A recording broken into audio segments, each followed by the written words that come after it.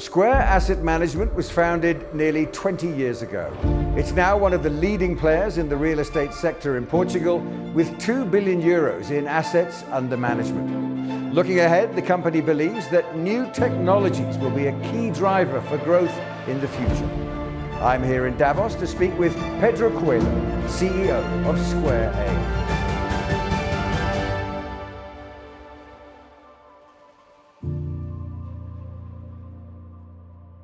Pedro, great to see you. Thanks for joining us. Andrew, thank you very much. My pleasure. So first of all, give us an idea about Square Asset Management and the story behind your company. Well, Square Asset Management is now the leading regulated real estate asset manager in Portugal. We have a 20 years history. We started from the scratch in 2005. Before, most of the shareholders and in fact some of the leading top management team, we worked together in the 90s in Espírito Santo, where we did most of it the same, although as employees. But we start from the scratch and we focus on two areas, an open fund to collect money, save small savings, and to invest in real estate, commercial real estate with low volatility, the possible highest return, but with lower risk, and distressed funds to manage distressed assets that, due to the crisis in 2008, became very popular.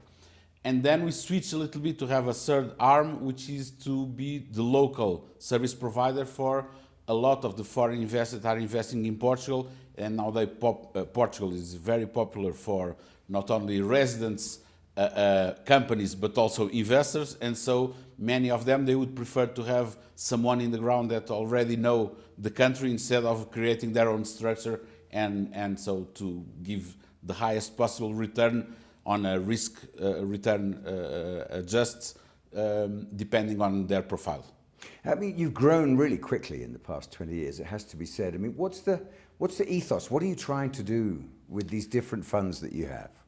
Well, again, we try, first of all, to whatever we have already achieved to keep doing well, and I think we are having done pretty well, and also trying to already to continuing growing and diversify the risk in the sense of don't being exposed to a single vehicle or to a single client or even a single geography.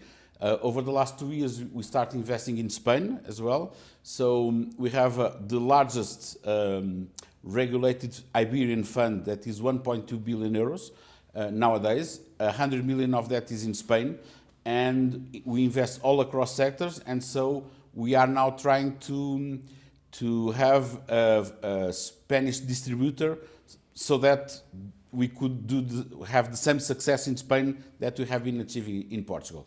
And so it's very important to not this focus to doing well what we are already doing, but also trying to do new things and to grow and diversifying the risk. And of course, whenever you talk about construction, you talk about sustainability. I mean, you have chalked up some successes already on the with the EU SFDR regulations and so on, haven't you?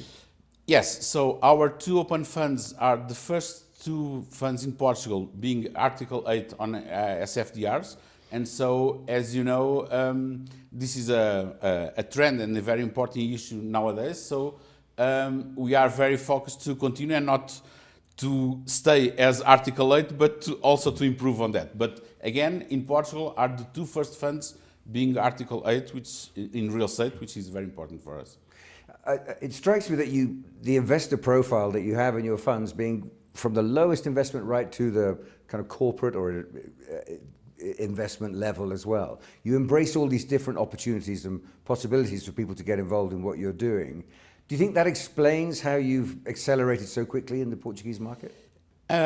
Yes, I mean, we used to say that, I mean, we are getting old, so we have a long track record of 30 years managing real estate, and we used to say that we manage well real estate, whatever is the vehicle. Of course, for small savings, it's important to have a regulated vehicle with the local SEC on site, with a lot of regulation, 2 evaluations per year, etc., etc. So this fund, for example, for you to have an idea, nowadays is has about 25,000 unit holders. So with 100 euros, you can subscribe the fund, and you can reinforce your investment with 1 unit, which is nowadays 20 euros. And you might not believe, but sometimes we have subscriptions of 1 unit, which for me it's very, I would say, proud, in the sense that probably is a grandfather that subscribed for his grandson or granddaughter, and one, he truly believes that 20 euros is going to grow, which I think it's quite, nice, at least on our side. And second, on our side also, we have the risk more spread. And so this risk adjustment that we have on these funds is we don't leverage at all. And so it's very stable, very low volatility. For you to have an idea, in 20 years, we never have a negative return year. We won the MSCI award over the last 13 years in a row as the highest return balanced portfolio. And so this is our, let's say, aim. On the other hand, for international investors like Apollo, Signal, LCN, Invesco, etc., most of them, they would prefer to leverage.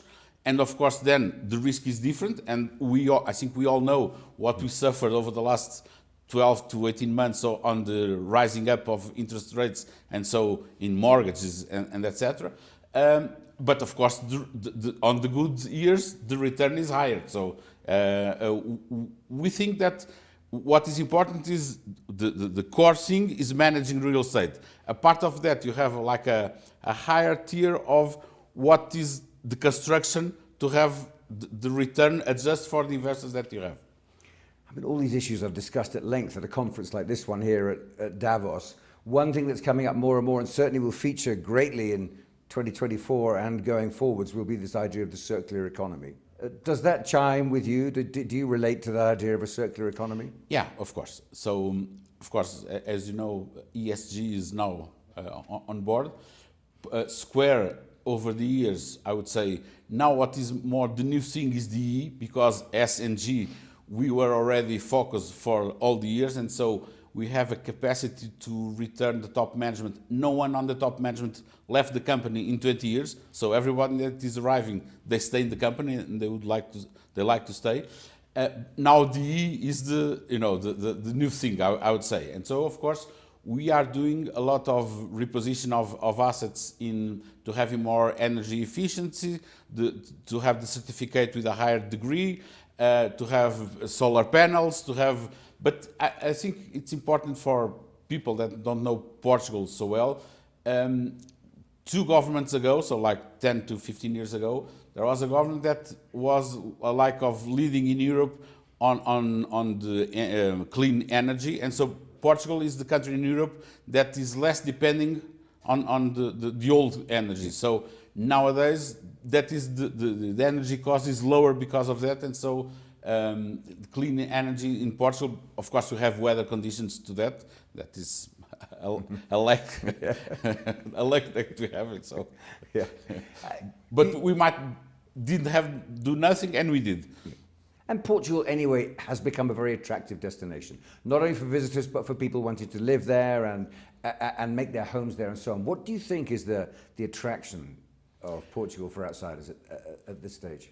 Well, I would say that there was a shift over the last 10 to 15 years where before Portugal was looked as the Florida of Europe, so for retired people, etc., because of the weather, the conditions, safety, good food, sea, etc. And now the shift that was done over the last 10 years was that,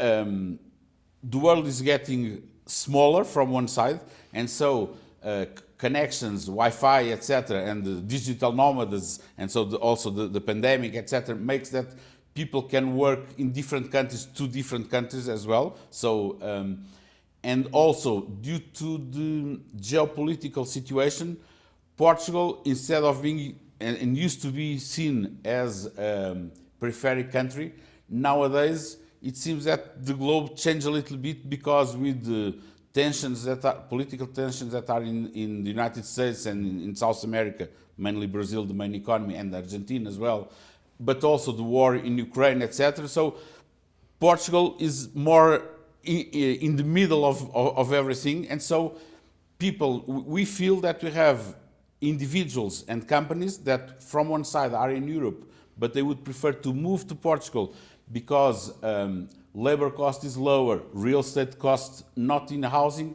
that grow a lot, but on commercial real estate, the price is still low, and so the rent is still very low comparing to Madrid or other capital cities. So companies are moving to Portugal, but also higher-end people from US and from Brazil mainly that are moving to Portugal as well, because it seems now Portugal was discovered again. So I used to say that in the 15th century, Portuguese and Spanish, they found America by boat, and now it seems that Americans from south and north are discovering Portugal and Iberia by plane, you know.